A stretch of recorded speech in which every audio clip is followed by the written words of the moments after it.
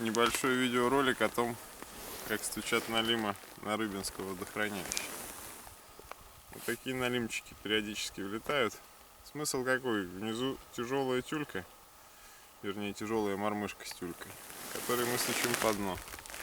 Амплитуда может быть различная, от 10, 15, 20 сантиметров, вот с такими плавными покачиваниями, до высокочастотным вот таким стуком у дна.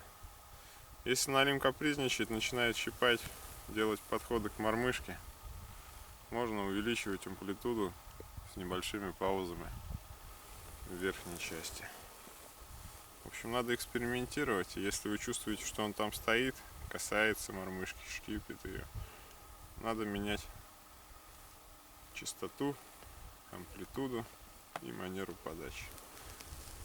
Долго на дно не надо класть, и вот так вот ронять тоже не надо. Надо постоянно сохранять контроль над мормышкой, чтобы леска всегда была в натяжении.